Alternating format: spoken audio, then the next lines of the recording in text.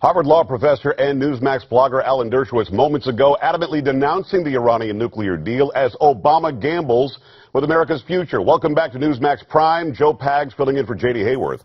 For more on this, we bring in former director of Central Intelligence, Ambassador James Woolsey. He is also the chairman of the Foundation for Defense of Democracies. Ambassador, thanks for coming on. Good to be with you. The first thing that jumps out to me, Ambassador, is that you were the Undersecretary of the Navy under Jimmy Carter when our relationship with Iran changed big time. I don't see any difference between the Iran today and the Iran of 1980. Why would we ever even sit down with them? Do you see a difference and any good reason why we would have sat down? Well, if there's a difference, it's except for the seizing of our hostages. They have fewer hostages this time than when they seized the embassy. I think things are worse now. The Iran of 1980 was not running terrorist operations all over the Middle East, right, as Iran of today is. There's certainly been no improvement, quite the contrary. Does the nuclear deal guarantee now money from Iran that will now fund global terror? You just brought up terrorism and how bad it is today. Didn't we just give them a free bank cash card? I think essentially so. The sanction money is set aside, and they start getting it when the sanctions are lifted, and it's over $100 billion, I'm told. And that creates a situation where we have tipped to them billions of dollars, essentially, in order to help them. That's not our objective, but it's what we're doing, in order to help them move forward with their terrorism and their attacks on other states, such as on Saudi Arabia and Yemen via the Houthis, the attacks all over Lebanon and Syria and so forth by Hezbollah. The terrible events they bring about in Gaza with their support for Hamas.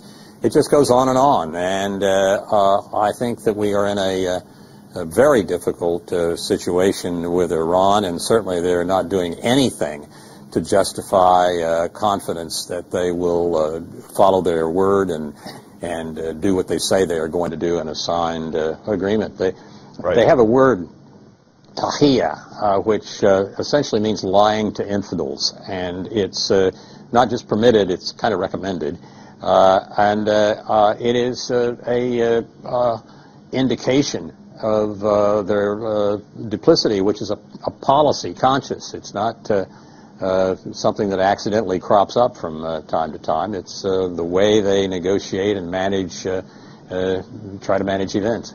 As Benjamin Netanyahu said 4 days ago, they were chanting death to America. In Parliament a week and a half ago, they were chanting death to America. This is not our friend. This isn't somebody who shows any remorse for how they acted in the 1970s through today. We've got a deal that we've been promised by this administration will, at the very least, stop Iran from having a nuclear weapon. The experts I speak to say they're still going to get it within a decade. What did we get? Anything? I think almost nothing. I think we've essentially, for the last 2 years especially, have been giving up, not getting. We had a reasonable position, at least I think it was defensible, a couple of years ago, that we were going to undertake efforts to keep Iran from the enrichment process, yeah, and from having a nuclear weapon, and also be sure of the solidity and toughness and soundness of the verification regime.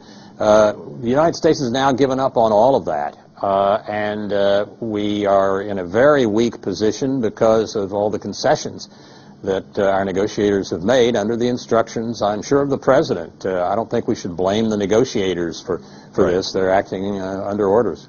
Iran says we'll keep on enriching. You're not going to stop us. Iran says you can't come and search where we say you can't come and search, and there's nothing we can do about it. I don't understand why we're lifting the sanctions, why we're going to let the world market be flooded by Iranian oil. $100 billion, as you said, will be released, plus the oil money that will be released. What's to stop Iran, because you said they've got a word for it, they can lie to infidels. What's to stop them from taking all of these goods, taking all of this money, reaping all of these benefits, and then saying, we were just kidding. We don't want any deal? They would never admit it, that they were just kidding, but that's the way they would behave. Right. Having the agreement is not really going to constrain them effectively, because even where there are not some obvious and open loopholes, they will lie about what they're doing and what the circumstances are like. So there's no real chance that the agreement is going really to constrain them in its current condition. An agreement modeled after what we were talking about a couple of years ago might, if done right, have had some useful effect. What they have agreed on now is, as I've said, worse than worthless. Time for one more quick one. If I can get a quick answer here, what would your advice be? And I know the advice probably would take longer than this. What would your advice be to Israel today? Keep your powder dry. Keep the powder dry. There you go. You think Israel might have to do something militarily? It could come down to survival of Israel or action on the military front. I very much hope that does not have to happen. And I hope if force has to be used, we are involved in helping and working together with our allies, Israel and Saudi Arabia and Jordan and the others. But it may come down to Israel's existence or going along with doing nothing. And Israel's existence is something I think we have to want. Ambassador, got to wrap it here. Thank you so much for your time.